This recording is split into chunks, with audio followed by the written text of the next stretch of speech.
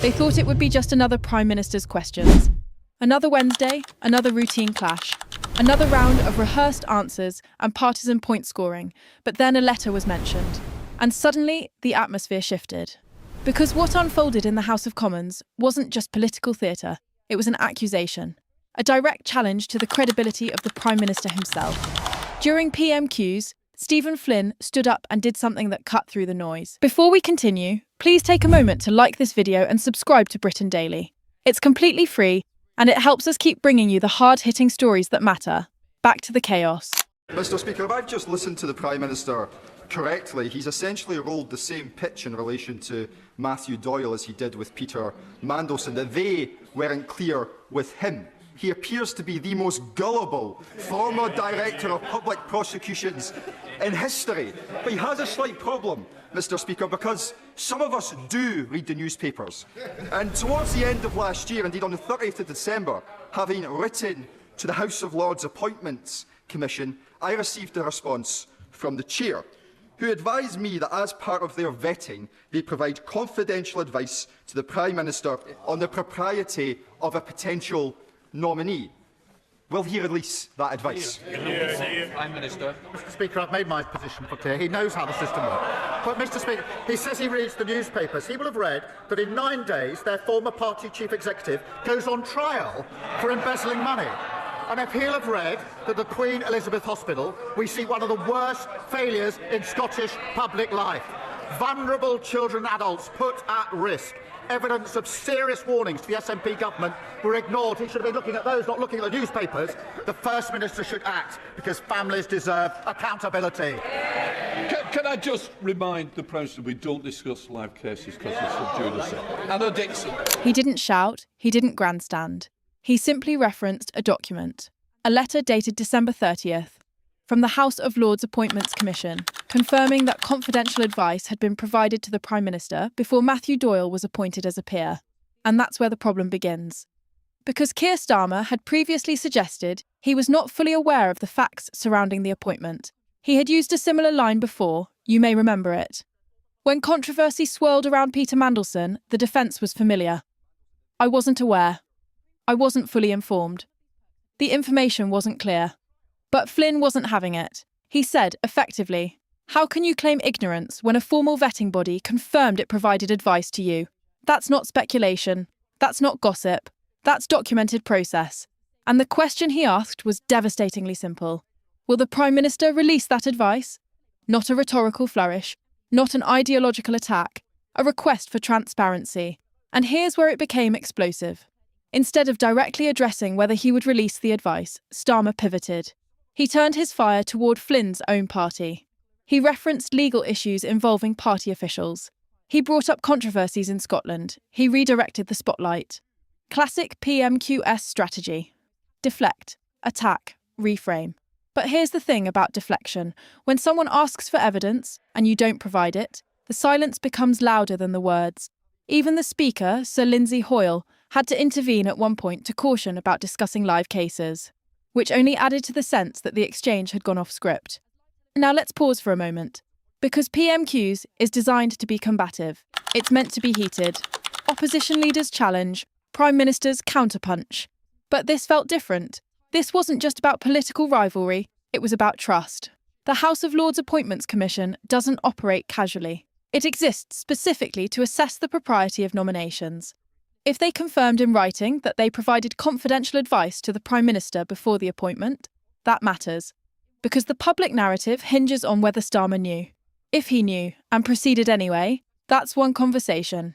If he genuinely didn't know, that's another. But when documentation suggests advice was given, and the Prime Minister implies uncertainty, that gap becomes politically dangerous.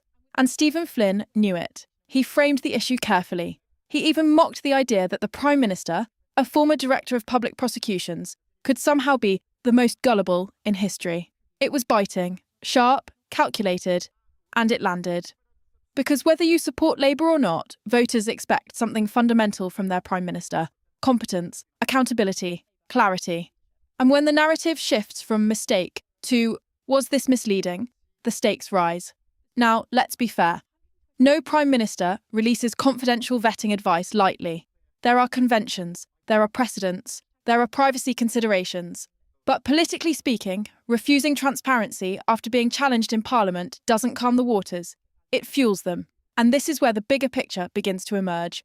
Because this isn't happening in isolation. Starmer's government is already navigating pressure over appointments, internal discipline, and questions about judgment. Every controversy compounds the last. Every defensive answer builds a pattern. And politics, ultimately, is about perception. You can survive one controversy. You can survive two. But if a storyline forms, not aware, not informed, not responsible, it starts to look less like coincidence and more like habit. So the question now is simple. Will the Prime Minister release the advice? Or will this letter become the symbol of something bigger? Because in modern politics, sometimes it's not the speech that causes damage, it's the document. When a Prime Minister is directly challenged with documentary evidence, there are usually two options: confront it or avoid it. And at PMQs, when Steven Flynn pressed for the release of the House of Lords Appointments Commission's advice, Keir Starmer chose a different route entirely. He pivoted. Instead of answering the core question, did you receive confidential advice before appointing Matthew Doyle, and will you publish it? He turned his fire on the opposition. He referenced legal troubles. He referenced governance failures in Scotland. He accused critics of ignoring issues closer to home. It was sharp, it was political, it was classic Commons combat.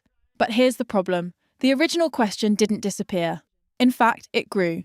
Because when a specific request is met with a general attack, viewers notice. And outside Westminster, people aren't scoring debating points. They're asking something simpler. Why not just answer? Now let's unpack why this matters.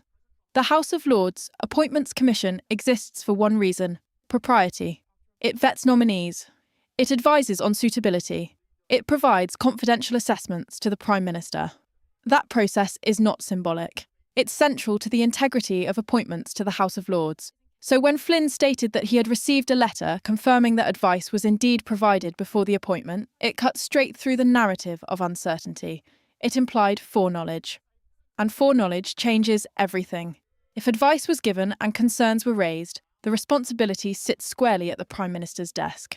If advice was given and ignored, that's judgment. If advice was given and downplayed, that's transparency. And if advice was routine and raised no red flags, then releasing a summary could quiet the storm instantly.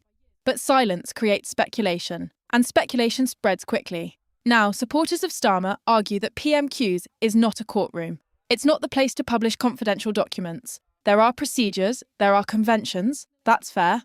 But politics isn't only about rules, it's about optics. And the optics here are uncomfortable, because this isn't the first time Starmer has faced accusations of distancing himself from controversial decisions. The language has become familiar.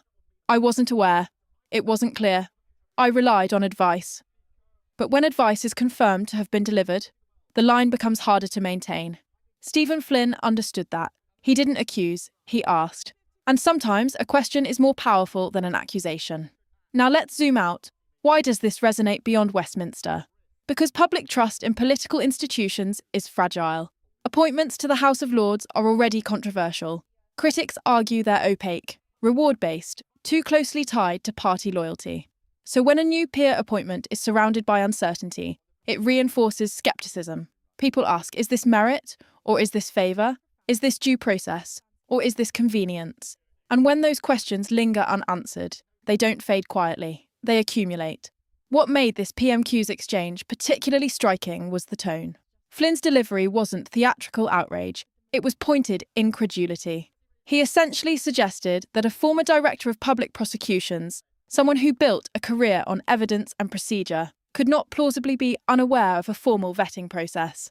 That's a reputational challenge, and reputational challenges are dangerous, because politics runs on perception of competence. A Prime Minister can survive ideological disagreement, but appearing uninformed about a key appointment, that hits harder. Now, we must also acknowledge something important. PMQs is adversarial by design. Opposition, MPS, will always frame questions to inflict maximum pressure. Prime Ministers will always defend with maximum political force. But occasionally, an exchange transcends the weekly ritual. It becomes symbolic. This one might. Because it touches on three sensitive themes: transparency, accountability, judgment, And those themes don't vanish after 30 minutes in the Commons. They echo in headlines, they circulate on social media, they linger in public memory. Which brings us to the critical turning point. What happens next? If Downing Street releases clarification, the story may cool.